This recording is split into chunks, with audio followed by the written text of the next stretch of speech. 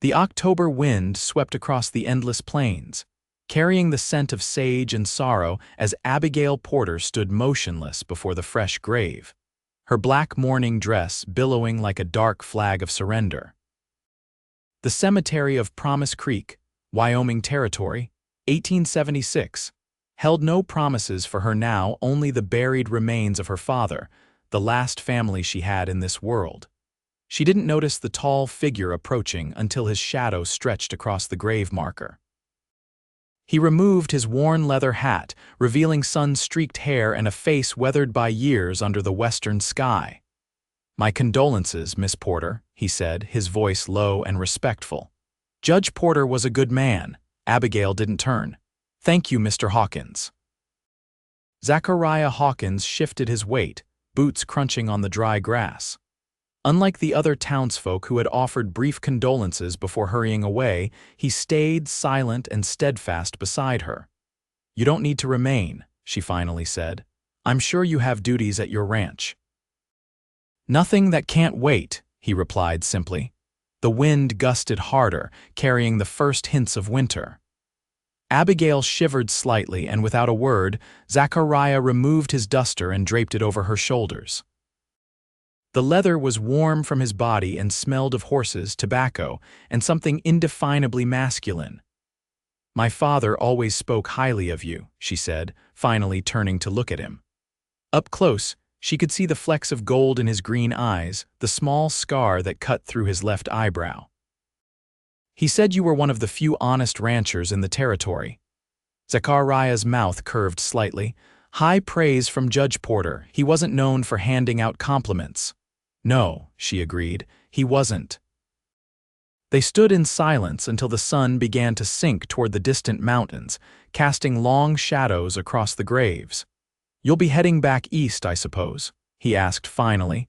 Abigail's fingers tightened on the bouquet of wildflowers she held. "I have nowhere to go back east. My father's legal practice was my home, and now—" She gestured helplessly toward the freshly turned earth. Zachariah studied her face, noting the determination beneath the grief. "You're planning to stay, then, in Promise Creek?" "Yes," she said, lifting her chin slightly. "I intend to continue my father's practice." His eyebrows rose. "A female lawyer in Wyoming Territory? That'll raise some eyebrows." "They're already raised, Mr. Hawkins. I was my father's legal assistant for years before we came west. I know the law as well as any man." Her voice was steady, but Zachariah could see the uncertainty in her eyes. He placed his hat back on his head, tipping it slightly. "Then I reckon Promise Creek is lucky to still have a porter looking after justice." He offered his arm. "May I escort you back to town? It'll be dark soon." After a moment's hesitation, Abigail placed her hand on his arm. "Thank you." As they walked away from the grave, neither noticed the group of riders watching from the distant ridge, nor the way the leader's face darkened at the sight of them together. Abigail's father had made enemies in his pursuit of justice. Enemies who weren't satisfied with his death. The walk back to town was quiet, with Abigail lost in her thoughts and Zachariah respecting her silence. Promise Creek was small but growing. A collection of wooden buildings strung along a wide main street, with the railroad station at one end promising connection to the wider world. "Will you be staying at your father's house?" Zachariah asked as they approached the modest but well-built structure that doubled as Judge Porter's home and office. "Yes," Abigail replied. "Though I'm not sure how long I can keep it. There are debts I've discovered since his passing." Zachariah frowned. "That doesn't sound like the judge." "He was always careful with money." "It wasn't recklessness," she explained, unlocking the front door. "He took on many clients who couldn't pay, especially among the settlers and miners, and his illness this past year." She trailed off, remembering the costly medicines that had proven useless against the cancer that had taken her father.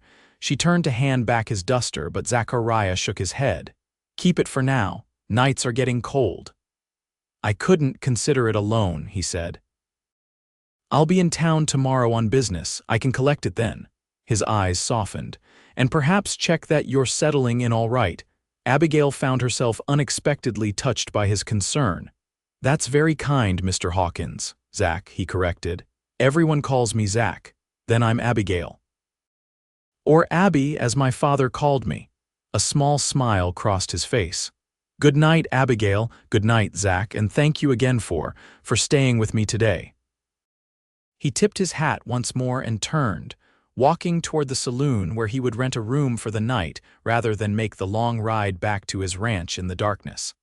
Abigail watched him go, a tall figure silhouetted against the lamplight of the main street. Then she closed the door and faced the empty house that still held echoes of her father's presence. The next morning, Abigail rose before dawn, a habit formed during years of helping her father prepare for court days. She dressed carefully in a dark blue skirt and white blouse, practical but respectable. Her morning clothes would be set aside during working hours.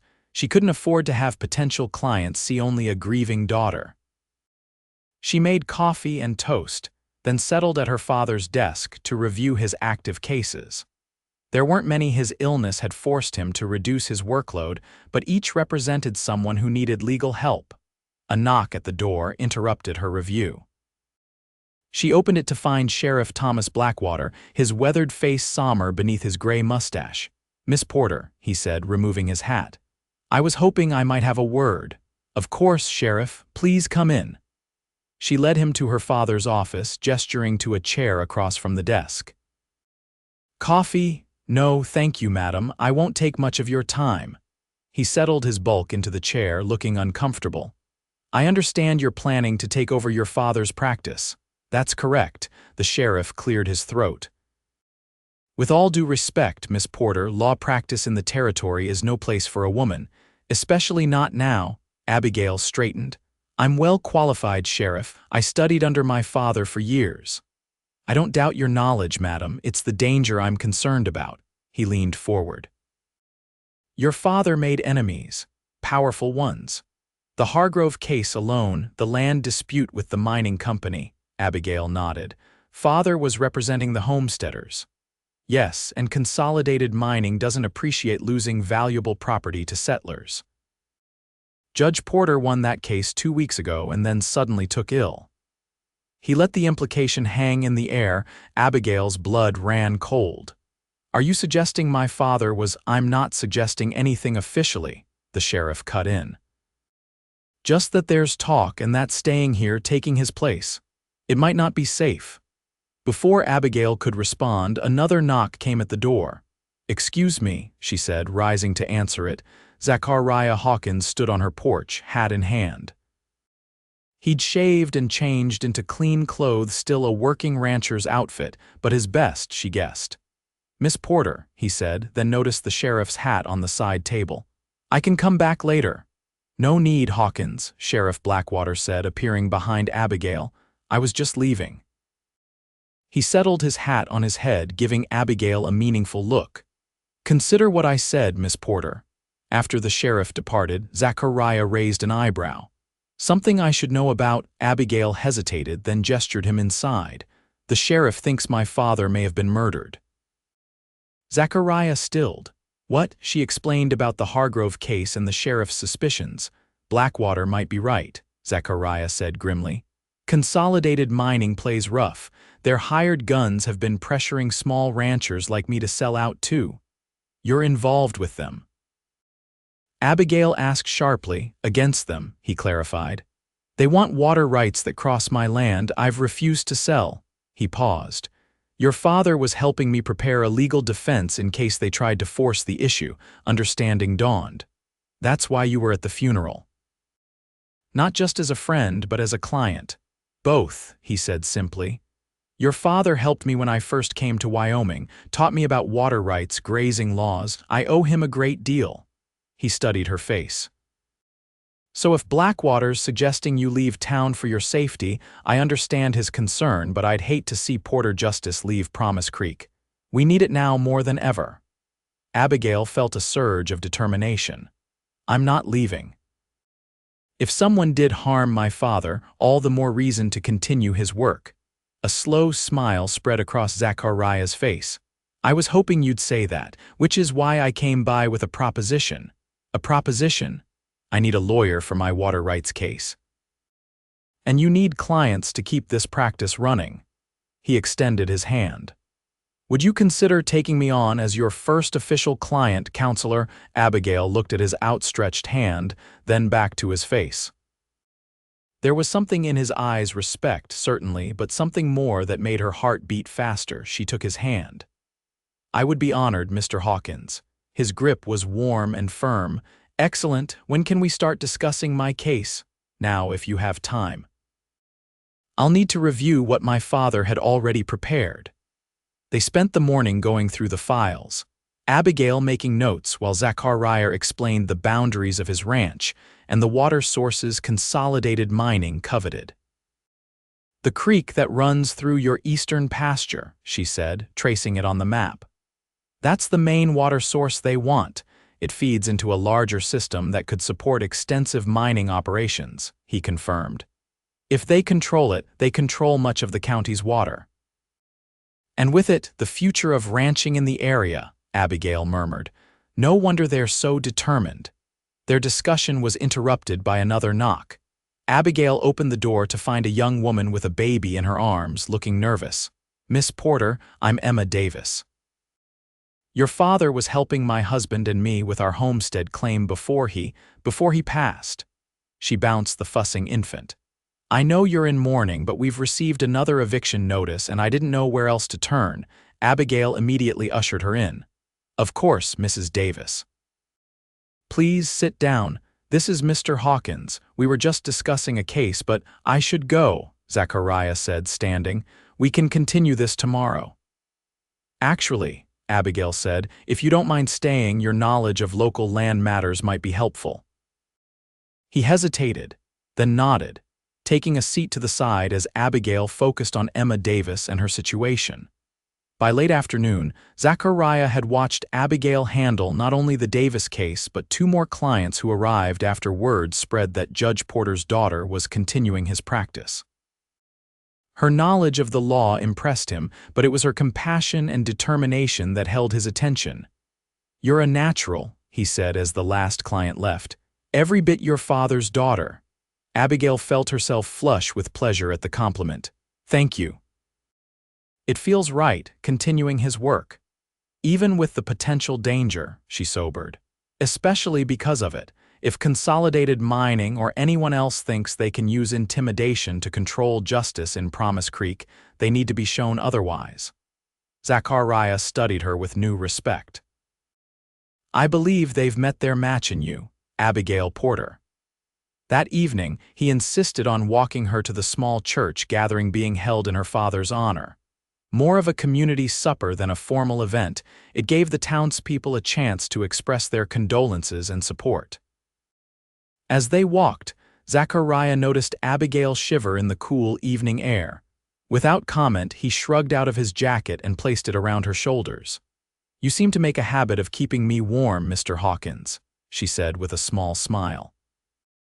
Happy to be of service, Miss Porter, he replied, his eyes crinkling at the corners. The gathering was larger than Abigail expected, with ranchers, shopkeepers, miners, and their families filling the church basement. She was touched by how many people had been affected by her father's fairness and integrity. During the meal, Zachariah remained close by, introducing her to people she hadn't yet met and subtly deflecting those whose questions became too personal or whose condolences threatened to overwhelm her. You don't have to stay by my side all evening, she told him during a quiet moment. I'm sure there are others you'd rather speak with. His eyes held hers. There aren't. Something in his steady gaze made her heart flutter unexpectedly. Before she could respond, they were interrupted by a commotion at the door.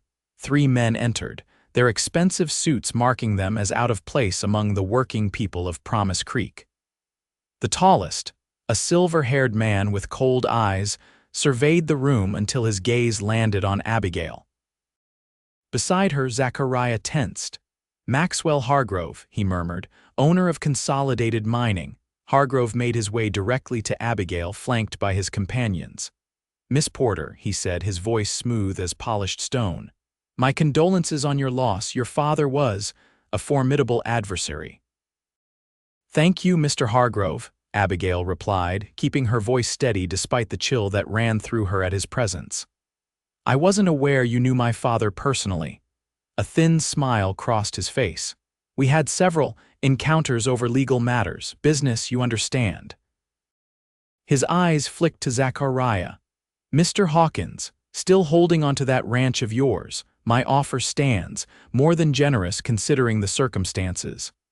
"Not interested, Hargrove," Zachariah said flatly. Hargrove shrugged, returning his attention to Abigail. "I understand you're planning to continue your father's practice. Admirable, but perhaps unwise. The law is a demanding profession, especially in these untamed parts. I find that justice is needed everywhere, Mr. Hargrove, tamed or untamed. Indeed." His smile didn't reach his eyes. "Well, should you reconsider your plans? Consolidated mining always needs bright minds for our legal department. The salary would be substantial, certainly more than you could earn here." "That's very generous," Abigail replied coolly, "but my place is here, continuing my father's work." "Including his cases." Hargrove's voice hardened slightly, "especially his cases." The businessman studied her for a long moment, then nodded. "I see the judge's daughter is as stubborn as he was. A pity. Good evening, Miss Porter." He turned to leave, then paused.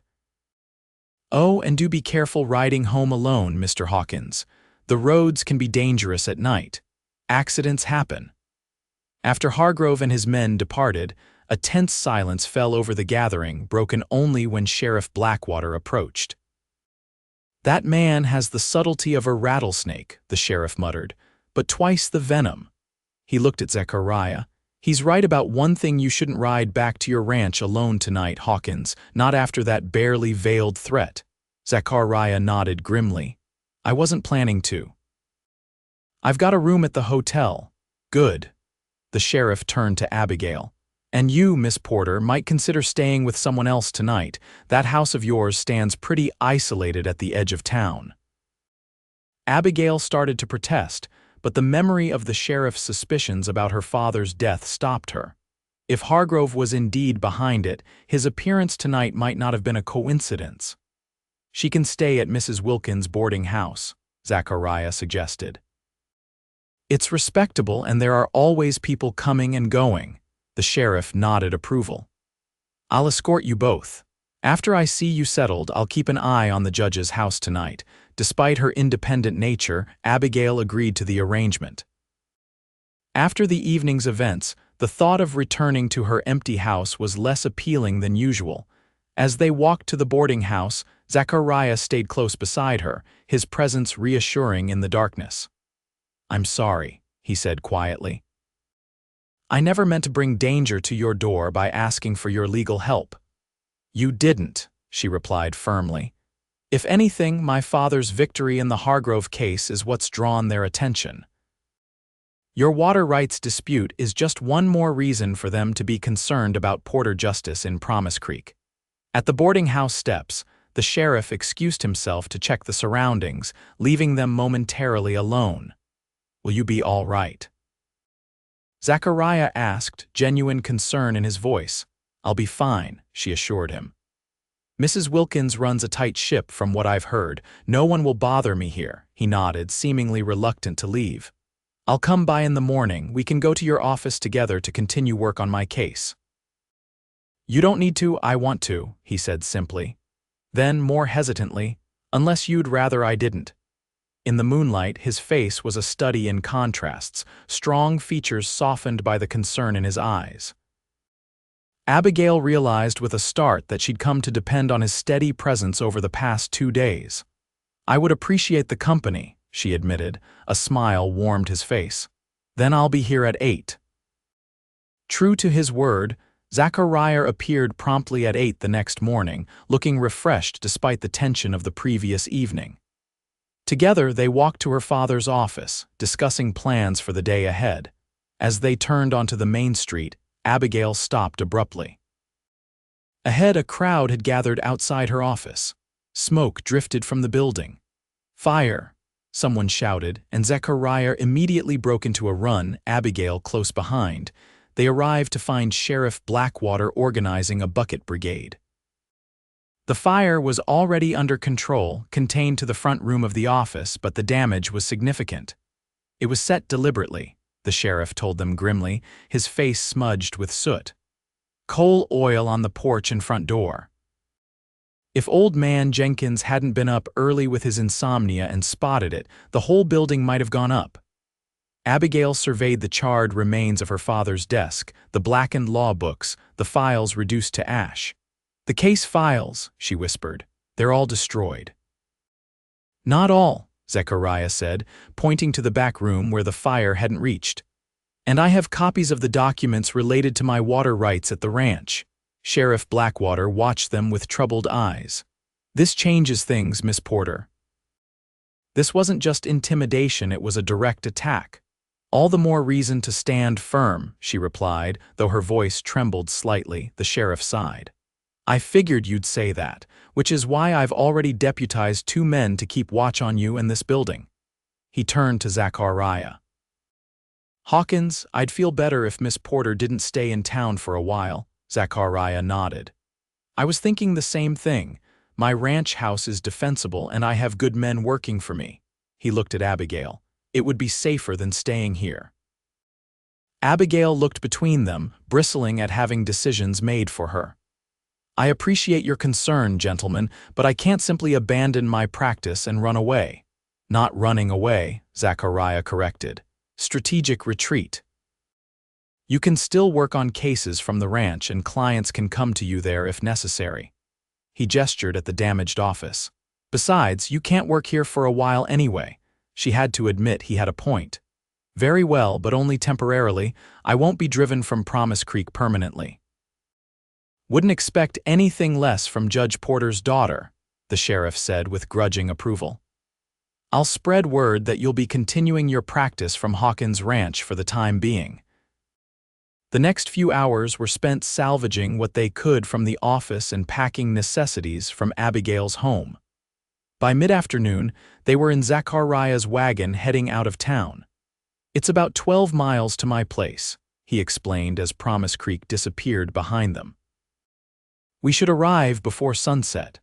The countryside opened before them, a vast expanse of prairie and distant mountains.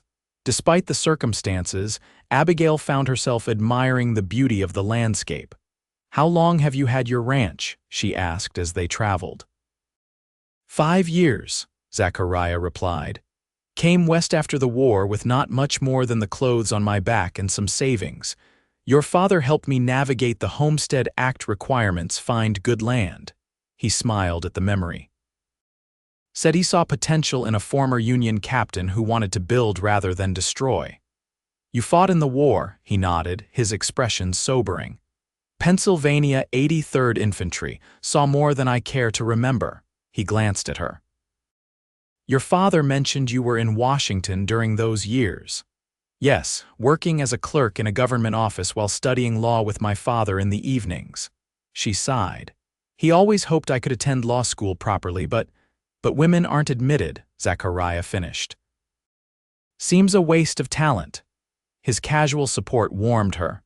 Most men she'd encountered either ridiculed her legal ambitions or patronized her with false encouragement. As the afternoon wore on, Abigail began to see signs of Zachariah's ranch fenced pastures with cattle grazing, the occasional cowhand who waved as they passed. Finally, they crested a rise, and she saw the ranch house itself, a substantial 2-story structure built of timber and stone, with several outbuildings nearby and corrals for horses. "It's beautiful," she said honestly. Zachariah looked pleased. "Built most of it myself with help from my hands. Started with just a 1-room cabin over there." He pointed to a small structure now used as a tool shed. "Added on as the herd grew." As they pulled up to the house, a middle-aged woman emerged from the front door, wiping her hands on her apron. "This is Mrs. Larson," Zachariah explained. "She keeps house for me and makes sure I don't survive on just coffee and jerky." The housekeeper greeted Abigail warmly. "We've prepared the guest room for you, Miss Porter. It's not fancy, but it's comfortable." "I'm sure it will be perfect, Mrs. Larson." Thank you for accommodating me on such short notice. Any friend of Mr. Hawkins is welcome here, the older woman replied, and I was an admirer of your father. A fair man the judge was. After showing Abigail to her room, a pleasant space with simple but quality furnishings, and a window overlooking the mountains, Zachariah left her to settle in while he attended to ranch business. Dinner that evening was a hearty affair with Mrs. Larson's excellent cooking and the company of Zachariah's foreman, a taciturn man named Frank Sullivan, who nevertheless had insightful observations about the territory's politics and Consolidated Mining's growing influence. They've bought 3 smaller spreads northeast of here already, Sullivan reported. Word is they're not even interested in ranching just the water rights and mineral access. And the railroad connection, Zachariah added. The new spur line will make it easier to transport ore. Land along that route is becoming more valuable by the day. Abigail considered this information. So the pressure on homesteaders and small ranchers will only increase. I'm afraid so, Sullivan agreed. Your father was one of the few standing in their way legally. Now.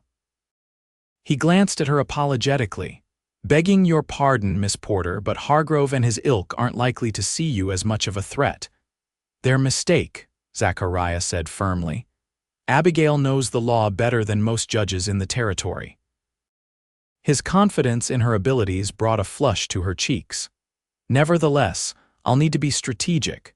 Tomorrow, I'd like to review all the documents related to your water rights case, Zach, and then perhaps ride the boundaries in question to better understand the geography. I can take you, Zachariah offered.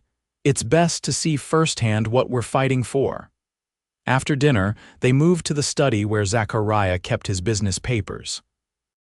As they worked side by side reviewing documents, Abigail became increasingly aware of his proximity, the clean scent of soap and leather, the occasional brush of his sleeve against hers as he reached for a map. Your father's notes are thorough, she observed, trying to focus on the task at hand rather than her unexpected awareness of him. He's documented the original water claims dating back to territorial days. He was building a solid case, Zachariah agreed. Based on both prior appropriation doctrine and the homestead rights granted by Congress. Abigail looked up, surprised by his legal knowledge. You're well versed in water law for a rancher, he smiled slightly. Had to be. Out here, water is more valuable than gold. And your father was a good teacher. As the evening wore on, their conversation shifted from legal matters to more personal topics. Zachariah spoke of his childhood in Pennsylvania, his experiences during the war, and his decision to start fresh in Wyoming Territory. Abigail shared stories of growing up with a jurist father, her determination to follow in his footsteps despite the barriers for women, and her hopes for the future. You miss the East, he asked as the hour grew late. She considered the question. I miss certain conveniences. Books, concerts, libraries, but there's something about this place, the openness, the possibility. I feel more myself here than I ever did in Washington or Philadelphia. I know exactly what you mean, he said softly. Their eyes met across the table, and for a moment, Abigail felt a connection that went beyond their professional relationship or even friendship. Something in his gaze made her heart beat faster, and she found herself wondering what it would be like if he. She quickly looked down at her notes, breaking the moment. It's getting late, I should retire. If Zachariah noticed her sudden discomfort, he didn't comment on it. Of course, tomorrow will be a full day if we're to ride the boundaries. He walked her to the base of the stairs, a gentleman's courtesy that somehow felt more intimate in the quiet house than it would have in a public setting. Good night, Abigail, he said, his voice low. I'm glad you're here, not just for the case, but… He hesitated. It's good not to be alone with all this. His vulnerability touched her. I feel the same way. Good night, Zach. As she climbed the stairs, she could feel his eyes following her, and the sensation brought both comfort and a new, unsettling awareness that sleep would be long in coming tonight. Morning broke clear and cool, with the promise of warmth later in the day. Abigail dressed in her most practical outfit, a divided riding skirt she'd commissioned in Philadelphia before heading west, and a sturdy blouse. She braided her hair tightly and topped it with a wide-brimmed hat to shield against the sun. When she came downstairs, Zachariah was waiting in the kitchen, speaking with Mrs. Larson about provisions for their ride. He turned at her entrance, and something in his expression as he took in her practical attire made her stand a little straighter. "You look ready for ranch work," he said approvingly. "I hope so. It's been some time since I've ridden all day, Mrs." Larson packed them a substantial lunch, and soon they were mounted, Abigail on a steady bay mare, Zachariah on his tall chestnut gelding, and heading toward the eastern boundary of his property. The day was spent riding the length of the disputed creek, examining its course through Zachariah's land, and beyond to where Consolidated Mining had already established operations. Abigail took careful notes and sketched maps, asking questions about water volume, seasonal changes, and how the ranch utilized the resource. They stopped for lunch in a sheltered grove beside the creek, spreading Mrs. Larson's feast on a blanket. "So what do you think?" Zachariah asked as they ate. "Does our case stand a chance?" Abigail considered carefully. "The legal principles are on your side. Prior appropriation is well established in Western water law, first in time, first in right. You've been using this water beneficially for 5 years, which strengthens your claim." She frowned. "But Consolidated has money, influence, and apparently few scruples. This won't be an easy fight." "Nothing worthwhile ever is," he replied, his gaze steady on her face. Something in his tone made her look up, and again she felt that connection, that sense of something building between them that went beyond their current circumstances. The moment was broken by the distant sound of hoofbeats. Zachariah was instantly alert, moving to retrieve his rifle from its scabbard on his saddle. "Stay here," he instructed, but Abigail was already on her feet. "I will not cower while you face potential danger on my behalf," she said firmly. He looked like he wanted to argue, but instead handed her his revolver. "At least stay behind me then." The riders, 3 of them, appeared around a bend in the creek. Abigail recognized one as Frank Sullivan, Zachariah's foreman. The others were ranch hands she'd seen briefly the previous evening. Sullivan reined in his horse. "Sorry to interrupt, boss, but we've got trouble. Riders from Consolidated are at the north boundary claiming they're surveying for a dam project." Zachariah's expression hardened. "On my land, just at the edge, but they're taking measurements of the creek flow. Said they have permits from the territorial government." Zachariah turned to Abigail. "This changes our plans for the day." "I'm coming with you," she said immediately. "If they're claiming legal authority, I should hear it firsthand," he nodded, not bothering to argue. Within minutes, they were mounted and riding hard for the north boundary. They arrived to find 4 men in the creek bed, operating surveying equipment while 2 armed guards watched from horseback. When they spotted Zachariah's approaching group, the guards' hands moved to their weapons. "This is private property," Zachariah called as they drew near. "You're trespassing." One of the surveyors, a thin man with spectacles, stepped forward. "We have authorization from the Territorial Engineer's Office to conduct water flow studies on all tributaries feeding into the Powder River Basin." "May I see this authorization?" Abigail asked, urging her horse forward. The surveyor looked surprised at being addressed by a woman. "And who might you be, madam?" Abigail Porter, attorney representing Mr. Hawkins in matters regarding his water rights. She extended her hand. "The documentation, please." The surveyor hesitated, then reached into a satchel and produced an official-looking document which he handed up to her. Abigail read it carefully, aware of the tension surrounding them. "This grants permission to survey public waterways in the territory," she finally said. "But this creek runs through private property, and Mr. Hawkins holds the water rights through prior appropriation and beneficial use." She handed the document back. "You'll need to obtain specific permission from the landowner or a court order to continue." One of the armed men shifted in his saddle. "We're just following orders, madam, and I'm informing you of the law," Abigail replied evenly. "If you continue without proper authority, it constitutes trespass, and Mr. Hawkins would be within his rights to request the sheriff remove you." The surveyors looked uncertainly at each other, but the armed guard wasn't so easily dissuaded. "Hargrove ain't gonna like this," he muttered. "We was told to get these measurements today.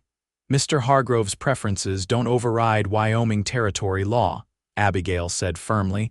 For a tense moment, it seemed the confrontation might escalate. Then the surveyor sighed and began packing his equipment. "We'll report this to Mr. Hargrove. He'll likely seek a court order." "That's his right," Abigail acknowledged, "and we'll address it through proper legal channels when he does." As the consolidated men departed, Sullivan let out a low whistle. "That was something to see, Miss Porter. Most lawyers I know would have just started shouting about trespassing." "Shouting rarely accomplishes what reasoned argument can," she replied, though her heart was racing from the confrontation. Zachariah was watching her with undisguised admiration. "You were magnificent." His praise warmed her more than it should have. "I was simply doing my job. Few do it so well." He turned to Sullivan. "Frank, have the men ride shifts along the creek for the next few days. I wouldn't put it past Hargrove to send his people back after dark." The rest of the day was spent checking other vulnerable points along Zachariah's property. By the time they returned to the ranch house, twilight was falling, and Abigail was exhausted but exhilarated by the day's events. Over dinner, they discussed strategy for when Consolidated inevitably sought a court order for their survey. "We should file our own petition first," Abigail suggested, "asserting your water rights and seeking an injunction against any interference by Consolidated." "Can we do that without a specific action to respond to?" Zachariah asked. "Today's attempted survey gives us grounds, and taking the offensive positions us better than simply responding to their moves." She smiled slightly. "My father always said the best defense is a good offense." After dinner, they again retreated to the study to prepare the necessary legal documents. As the hour grew late, Abigail found herself struggling to focus, the long day in the saddle taking its toll. Zachariah noticed her suppressed yawn. "We should continue this tomorrow. You're tired." "A little," she admitted. "It's been some time since I've ridden all day." "You did remarkably well," he said, standing and stretching. In the lamplight, she couldn't help but notice the strong lines of his body, the way his shirt pulled across broad shoulders. He walked her to the stairs again, but this time he seemed hesitant, as if wanting to say something more. "Thank you," he finally said. "For today, for taking on my case, for everything." The simple sincerity in his voice touched something deep inside her. "You don't need to thank me. You've done as much for me giving me shelter, supporting my practice when others doubt me." "I could never doubt you, Abigail," he said softly, "not after seeing you in action." They stood at the base of the stairs, close enough that she could feel the warmth radiating from him. For a moment she thought he might reach for her, and part of her hoped he would. Instead, he stepped back slightly. "Good night." "Good night, Zach," she replied.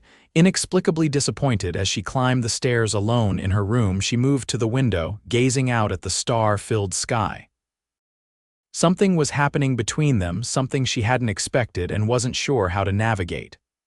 Her father's recent death, the threats against her, the uncertainty of her future in Promise Creek all suggested this was the worst possible time to develop feelings for anyone, let alone a client. And yet, when she thought of Zachariah's steady presence, his unwavering support, the way he looked at her as if seeing beyond the brave front she presented to the world, she couldn't deny the pull she felt toward him. With a sigh, she turned from the window. Tomorrow would bring new challenges. She needed rest, not romantic fantasies. The next week fell into a routine.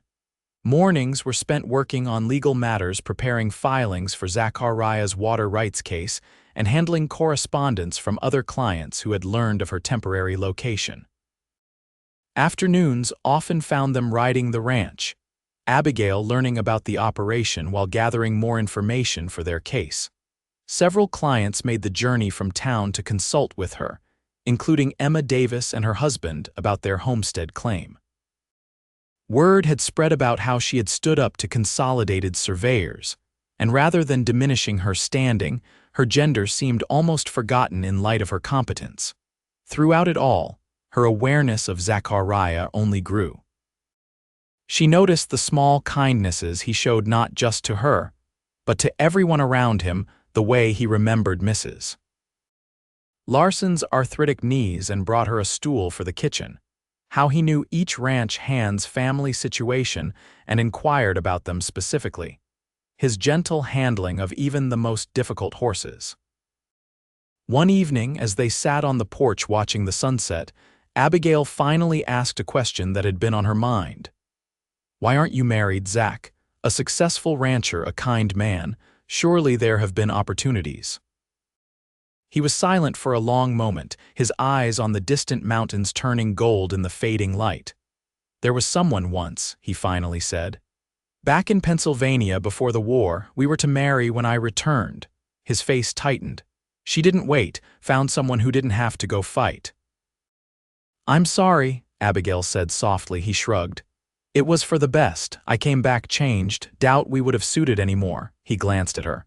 "And you, no suitors back east." Now it was her turn to look away. "A few. But most men don't want a wife who's interested in more than running their household and raising their children." "Their loss," he said simply.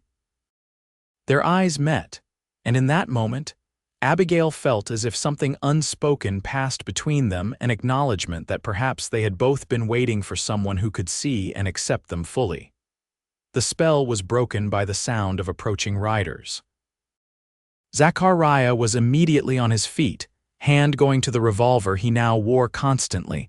Sullivan rode into the yard, accompanied by a familiar figure, Sheriff Blackwater.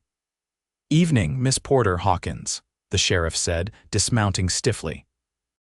"Sorry to disturb you, but I've got news you need to hear." Over coffee in the kitchen, the sheriff explained his presence.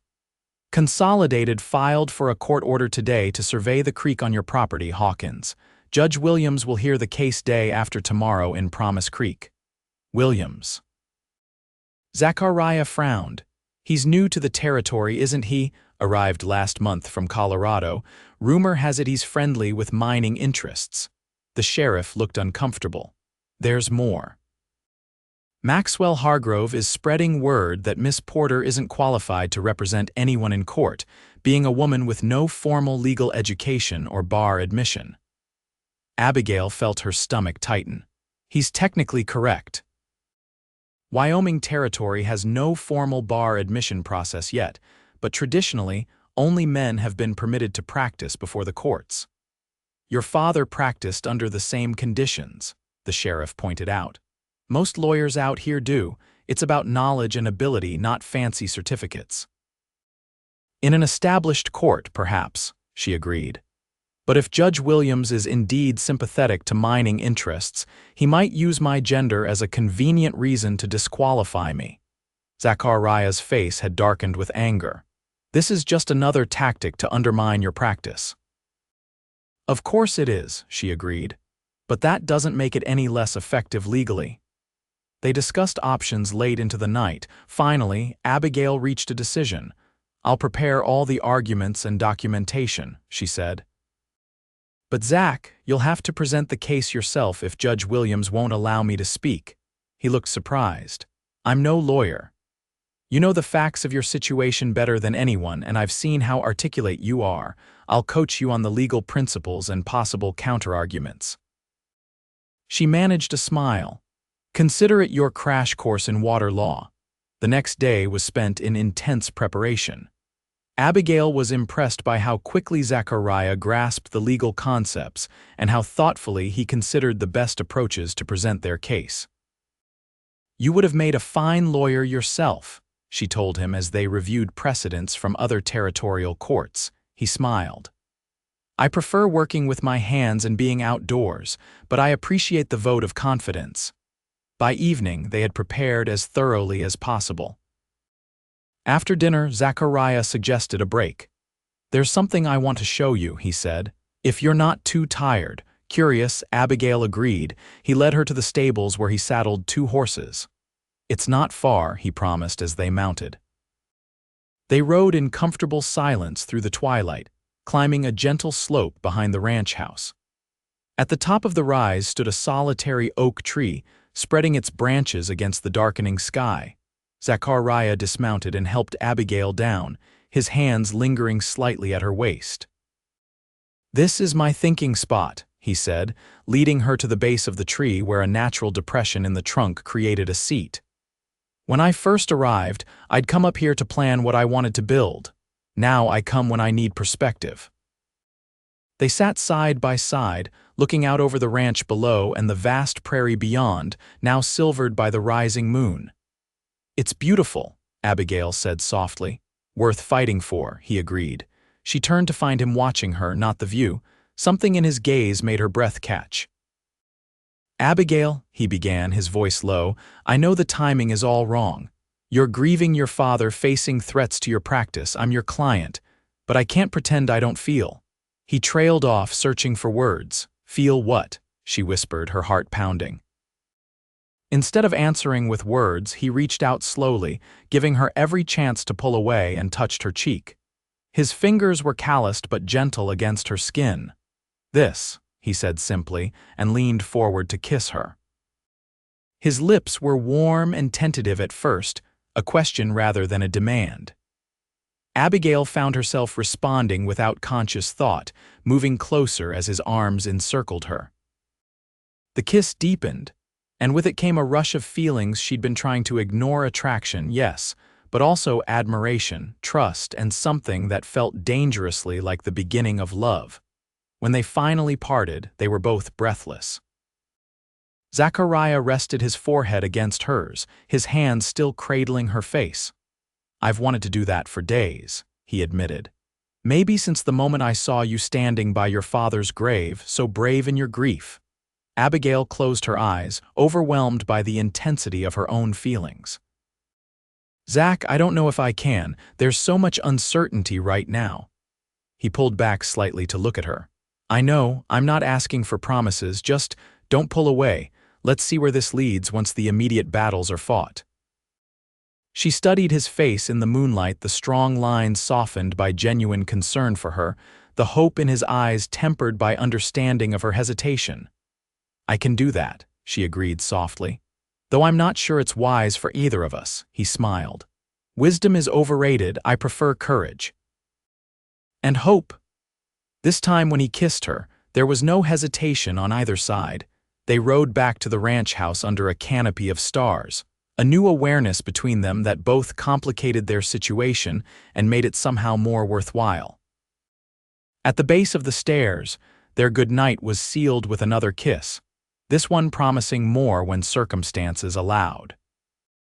Abigail fell asleep that night with her fingers touching her lips, remembering the feel of Zachariah's mouth on hers, and for the first time since her father's death, her dreams were not of loss but of possibility. Morning brought a return to practical matters. They would need to ride to Promise Creek for the court hearing the following day, and Abigail wanted to check on her father's house and office to see what progress had been made in repairing the fire damage. They departed after an early breakfast, accompanied by Sullivan and another ranch hand as a precaution. The journey passed uneventfully, though Abigail was conscious of Zachariah's protective presence beside her and the occasional glances they exchanged, full of meaning after the previous night's revelation. Promise Creek appeared peaceful in the midday sun, but Abigail sensed an undercurrent of tension as they rode down the main street.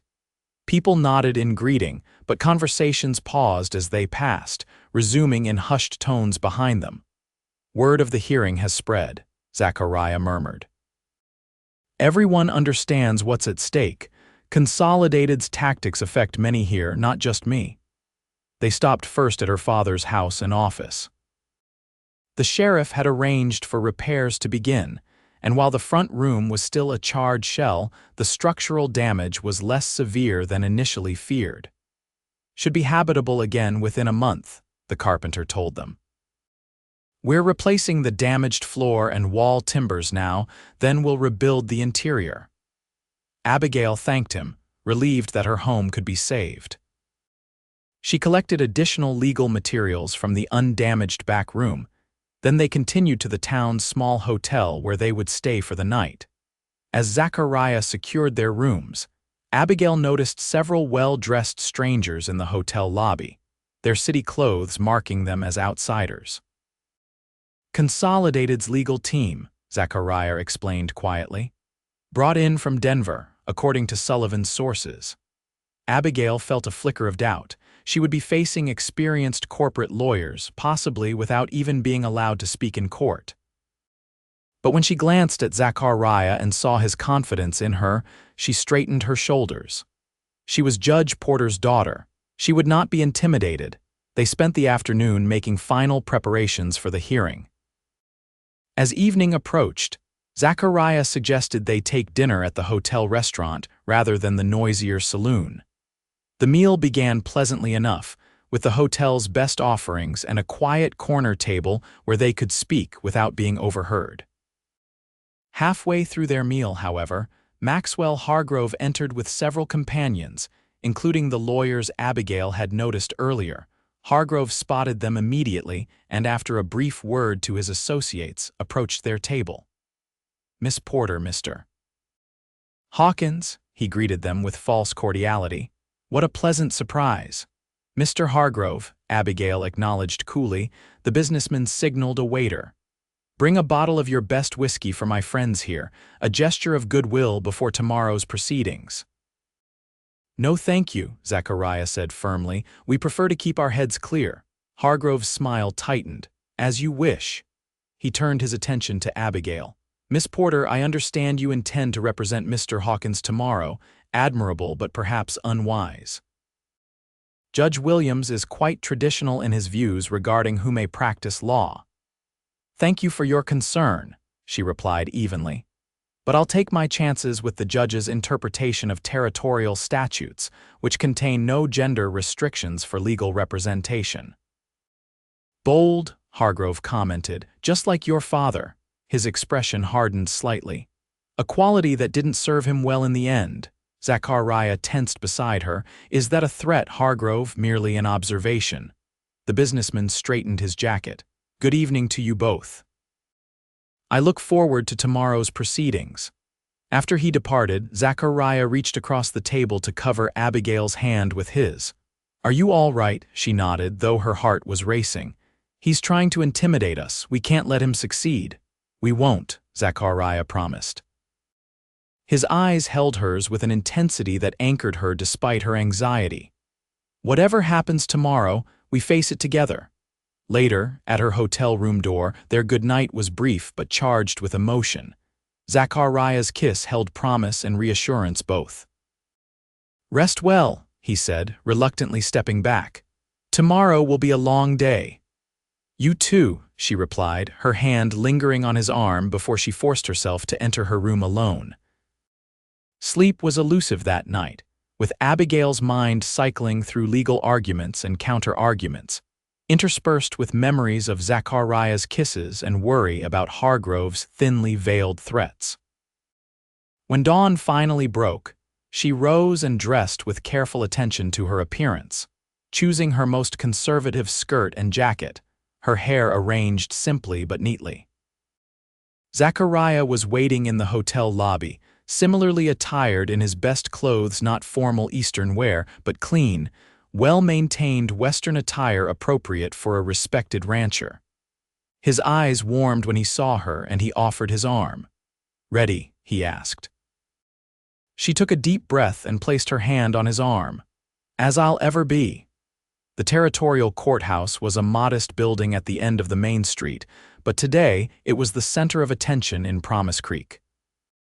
A crowd had gathered outside ranchers, homesteaders, shopkeepers, and miners, all with stakes in the outcome of water rights disputes with Consolidated Mining.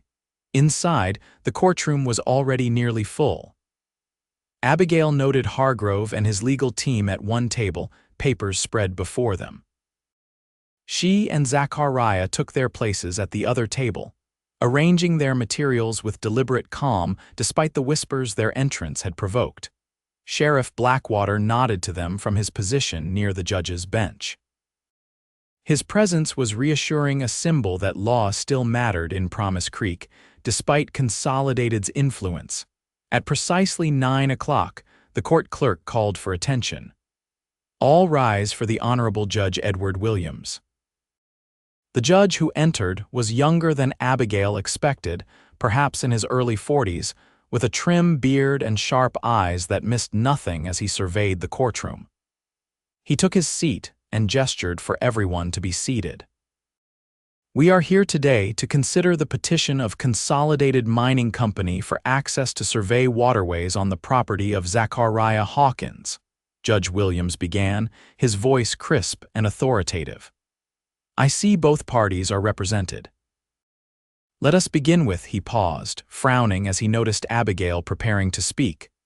Miss, you are. Abigail stood, keeping her voice steady. Abigail Porter, Your Honor, legal representative for Mr. Hawkins. The judge's eyebrows rose. Porter, any relation to the late Judge Porter? His daughter, sir. Williams studied her for a moment. I see. And you are a qualified attorney, Miss Porter. From Consolidated's table came a soft snort of derision. Abigail ignored it. I studied law under my father for 8 years, Your Honor, and assisted in his practice both in the East and here in Wyoming Territory. I am familiar with territorial statutes and precedents, particularly regarding water rights. The judge looked thoughtful. While I respect your learning, Miss Porter, court proceedings are traditionally conducted by male attorneys. Your Honor, she countered respectfully, Wyoming Territory has no bar association or formal requirements for legal practitioners. Custom has favored men, but no statute prohibits a qualified woman from representing a client. To deny Mr. Hawkins his choice of representation based solely on my gender would seem counter to the principles of justice this court upholds. A murmur ran through the courtroom. Judge Williams silenced it with a look, then considered her argument. A fair point, he finally said. However, this is a matter of first impression for me. He turned to Consolidated's lead attorney. Mr. Reed, do you object to Miss Porter's representation of the defendant? The attorney, a portly man with graying mutton chops, rose. We do object, Your Honor. Without formal legal training or bar admission, Miss Porter cannot be considered qualified, regardless of gender. This is a complex case involving established water law principles. Mr. Hawkins deserves proper representation.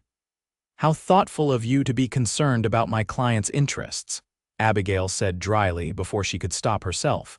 A ripple of laughter ran through the spectators. Even the judge's mouth twitched briefly before he regained his stern expression. Your concern is noted, Mr. Reed, Williams said. However, as Miss Porter correctly states, our territory has no formal requirements for legal practitioners at present. He turned back to Abigail. I will permit you to represent Mr. Hawkins, Miss Porter, but be advised I will hold you to the same standards as any attorney appearing before me. I would expect nothing less, Your Honor, she replied, relief flooding through her. The hearing proceeded with Consolidated's attorneys presenting their case first. They argued that the company's territorial permit to survey waterways for potential development superseded private property rights when public interest was at stake. When it was Abigail's turn, she approached the matter methodically, first establishing Zachariah's prior appropriation rights to the water, then demonstrating how Consolidated's proposed dam would effectively deprive not just his ranch, but several other properties of their primary water source. This isn't merely about surveying, Your Honor, she argued. It's the first step in a plan to divert water from established agricultural uses to mining operations. The territory's economy depends on both industries, but water law has always recognized that first users have priority rights. She called Zachariah to testify about his ranch operations and the importance of the creek to his livelihood. He spoke clearly and knowledgeably, impressing the court with his understanding of both ranching and water management. As the hearing stretched into the afternoon, Abigail sensed the judge was genuinely weighing the arguments rather than simply favoring the powerful mining interests. She concluded her presentation with a reference to her father's previous ruling against Consolidated in the Hargrove case. Your Honor, the principles at stake here are the same ones upheld by this court just 1 month ago. The rule of law depends on consistency and fairness, regardless of the parties involved. Judge Williams nodded thoughtfully. I am familiar with Judge Porter's ruling in that case. A well-reasoned opinion. He closed his notebook. I will consider the arguments presented today and render my decision tomorrow morning at 9 o'clock. Court is adjourned. As the spectators filed out, Zachariah squeezed Abigail's hand beneath the table. You were magnificent, he whispered. She managed a smile despite her exhaustion. We made our case as well as we could. Now we wait. Outside the courthouse, several ranchers and homesteaders approached to express support and admiration for Abigail's presentation. Their approval warmed her, particularly coming from people who had initially been skeptical of a female lawyer. As they walked back to the hotel, Zachariah kept close beside her, his presence both protective and proud. Whatever the judge decides, he said quietly, you've already won a victory today. You stood your ground and made them see you as a lawyer, not just a woman. It feels that way, she agreed, though I'll feel better when we have a favorable ruling. That evening, they dined quietly in the hotel restaurant, too mentally exhausted for much conversation, but drawing comfort from each other's presence. Afterward, Zachariah walked Abigail to her room. Try to rest, he advised, brushing a strand of hair from her face with gentle fingers. You've done everything possible. She leaned into his touch. So have you. You were an excellent witness, clear, knowledgeable, persuasive. I had an excellent coach, he replied with a smile. Then more seriously, Abigail, whatever happens tomorrow, I want you to know, she placed her fingers against his lips.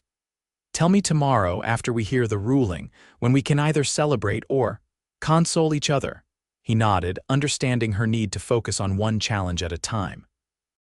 Instead of words, he expressed his feelings in a kiss that left her breathless and certain that whatever came next, they would face it together. Morning arrived with a sense of expectation hanging over Promise Creek. The courthouse was even more crowded than the previous day, with people standing along the walls to hear the ruling. Judge Williams entered precisely at 9, his expression giving no hint of his decision. After the formalities, he addressed the court. Having considered the arguments presented yesterday, I am prepared to rule on Consolidated Mining Company's petition for survey access to waterways on the Hawkins property. The room fell silent. Abigail felt Zachariah's hand find hers beneath the table. Water is the lifeblood of the West, the judge began. Our laws regarding its use have developed to ensure fair distribution of this precious resource, with priority given to those who first put it to beneficial use. This principle of prior appropriation is fundamental to territorial water law. He paused, shuffling his papers. Consolidated Mining has presented a territorial permit allowing surveys of waterways for potential development. However, such permits do not override established water rights or allow unfettered access to private property. Abigail felt hope rising. Mr. Hawkins has demonstrated clear prior appropriation rights to the creek crossing his property, having put the water to beneficial use for 5 years. Any survey that might lead to interference with these rights must be approached with caution and proper legal constraints. The judge straightened in his chair. Therefore, I rule as follows. Consolidated Mining may conduct its survey only under specific conditions. The survey team will be limited to 3 individuals.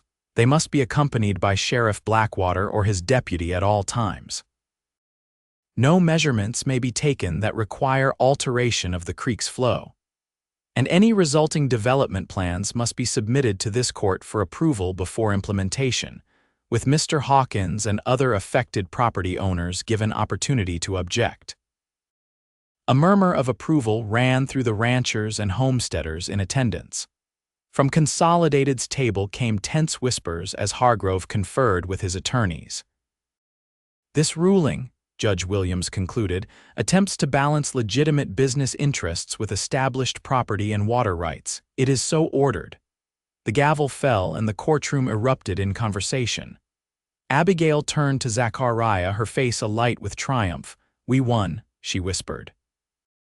"Not completely, but the restrictions he's imposed are exactly what we needed," Zachariah finished, his eyes shining. "They can look, but they can't touch without going through proper channels." As they gathered their papers, Maxwell Hargrove approached their table, his expression carefully controlled. "Congratulations, Miss Porter," he said stiffly. "You've surprised us." "Not as much as you'll be surprised if you attempt to violate Judge Williams's order," she replied pleasantly. Hargrove's smile didn't reach his eyes. "This is merely one skirmish, not the war. Consolidated Mining has many interests in this territory. And many of us have interests in seeing justice prevail over money," Zachariah countered. "Remember that, Hargrove." The businessman straightened his jacket. "We'll see what the future holds. Good day to you both." After he left, Sheriff Blackwater joined them. "Well done, Miss Porter. Your father would be proud." He glanced after Hargrove's departing figure. "Though I'd watch your backs. That man doesn't take defeat gracefully." "We'll be careful," Zachariah assured him, "but today is for celebrating." Outside, the news had already spread through town. People stopped them on the street to offer congratulations, and several approached Abigail to inquire about legal representation for their own disputes with Consolidated. "It seems your practice is officially established," Zachariah observed as they finally made their way to the hotel to collect their things for the return journey to the ranch. "Yes," she agreed, though with less enthusiasm than he expected. "It's what I wanted to continue my father's work, to help people stand up to bullies like Hargrove." He studied her face. "But," Abigail hesitated, "but it means decisions about the future, whether to rebuild the office in town or establish somewhere else. How to balance growing demand against limited resources." She looked up at him. "And us, whatever that might mean." Zachariah drew her into a quiet alcove of the hotel lobby. "Last night you stopped me from telling you something. Will you listen now?" She nodded, her heart racing. "Abigail Porter, I've admired you from the moment you stood alone at your father's grave. But these past weeks, working with you, seeing your courage and intelligence and heart." He took her hands in his. "I've fallen in love with you. I know it's soon and there are complications, but I want you to know that whatever you decide about your practice, I want to be part of your future." Tears welled in her eyes. "Zach, you don't need to answer now," he said quickly. "I understand you're still grieving, still finding your way. I just wanted you to know where I stand." She searched his face, seeing nothing but sincerity and love. "I think I've known since that night under the oak tree," she said softly. "I've been fighting it because it seemed too soon, too complicated, but I'm falling in love with you too. I just don't know yet what that means for us practically." Relief and joy transformed his features. "It means we figure it out together, day by day." He brushed a tear from her cheek. "I'm a patient man, Abigail. I waited 5 years to build my ranch into what it is now. I can wait for you to be ready for whatever comes next." She smiled through her tears. "Not too patient, I hope." He laughed and pulled her into his arms, not caring who might see. "Patient enough." Their return to the ranch was a homecoming in more ways than one. The Hands had already heard about their victory in court and greeted them with cheers and congratulations. Mrs. Larson had prepared a special dinner, and the evening was spent in celebration, with Sullivan breaking out his fiddle for music afterward. As the night grew late, Zachariah found Abigail on the porch, gazing at the stars. "Happy?" he asked, joining her at the railing. "Yes," she said simply. "For the first time since my father died, I feel hopeful." He placed his arm around her shoulders, and she leaned into him naturally, as if they'd been doing this for years rather than days. "I've been thinking," she said after a moment, "about my practice. And Promise Creek needs a lawyer, My father knew that it's why he established there." She turned to face him. "But the ranch is where most of the disputes originate: water rights, property boundaries, grazing conflicts." Zachariah nodded, wondering where she was going with this. "What if," she continued carefully, "I maintained offices in both places? The townhouse, once it's repaired, could serve for formal consultations and court preparation. But I could also establish a working office here at the ranch to be more accessible to the outlying properties." His heart leapt at what she was suggesting. "You'd stay here, at least part of the time." "If that would be agreeable to you," she said, suddenly shy. "It would be a professional arrangement, of course. I could pay rent for the space," and he stopped her with a kiss. "Abigail Porter," he said when they parted, "you can have all the office space you want, rent-free. But I'm hoping that eventually you might want more than a professional arrangement." She smiled up at him. "I'm open to negotiation on the terms, counselor." He laughed and pulled her close again. "Then let me present my case." The next month brought significant changes to both their lives. Abigail's father's house and office were repaired, and she divided her time between town and the ranch, establishing a thriving practice that specialized in helping smallholders stand against corporate interests, like Consolidated Mining. True to Judge Williams's ruling, Consolidated conducted their survey under Sheriff Blackwater's watchful eye, but found their development plans stymied by legal objections from Abigail on behalf of multiple affected property owners.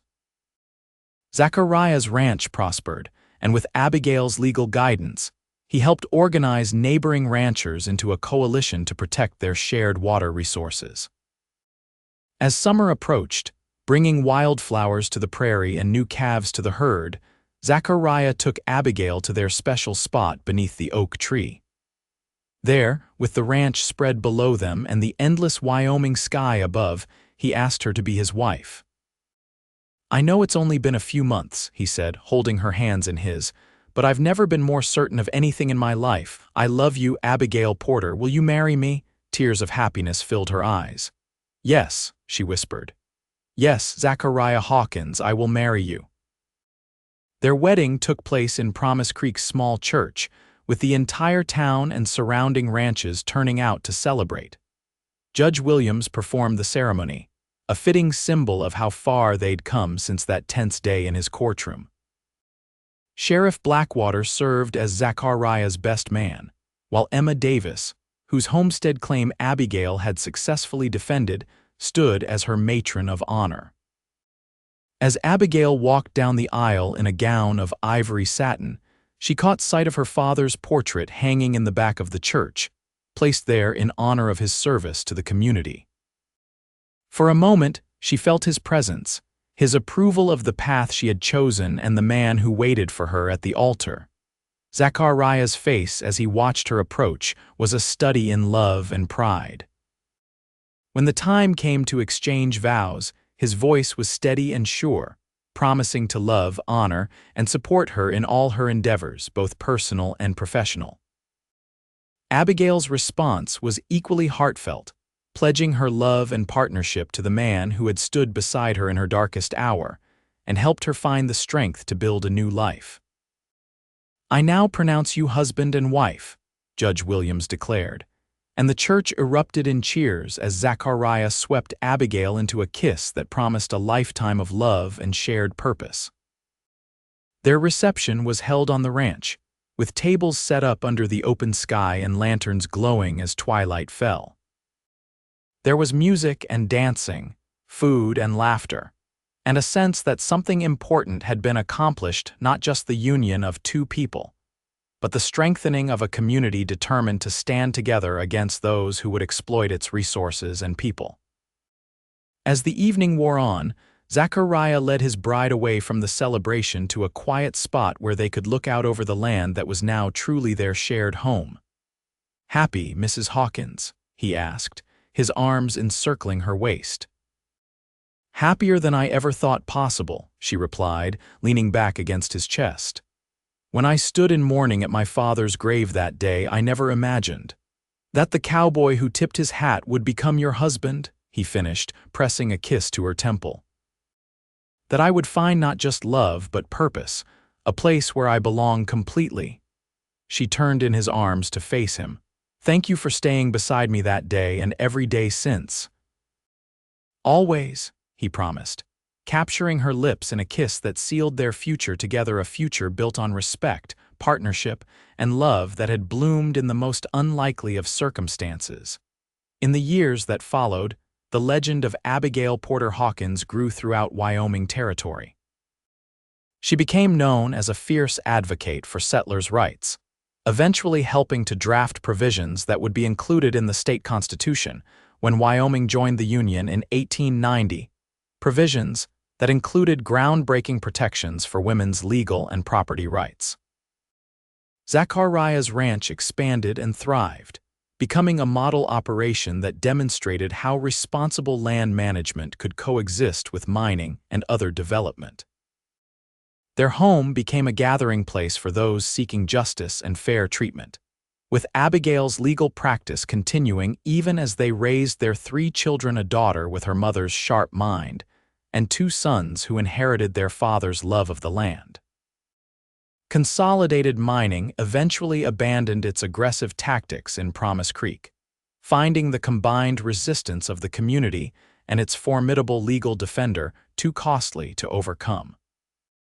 Maxwell Hargrove was replaced as company president, and his successor adopted more collaborative approaches to development.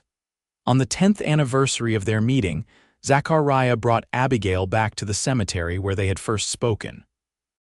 The place held different memories, now not just grief, but the beginning of a journey that had transformed them both. "Do you ever wonder what might have happened if I hadn't stayed that day?" he asked as they stood together before Judge Porter's now weathered grave marker. Abigail shook her head. "Some things are meant to be, I think. If not that day, we would have found each other somehow," he smiled, wrapping his arm around her shoulders. "Still, I'm glad it was that day. You in your mourning black, me with my hat in my hands, not knowing what to say but knowing I couldn't leave you standing there alone. The beginning of our story," she said softly. "A story still being written," he replied, looking toward their 3 children playing respectfully nearby under the watchful eye of Mrs. Larson, now a beloved grandmother figure to them. As they walked back to their waiting wagon, Abigail paused to look back at her father's grave once more. "He would have liked you," she said. "Not just as a client or friend, but as my husband. He would have seen what I saw, a man of integrity, courage, and heart." "High praise from Judge Porter's daughter," Zachariah said, echoing words spoken a decade earlier. She smiled up at him, her love evident in every line of her face. "Only the truth, as we've sworn to uphold."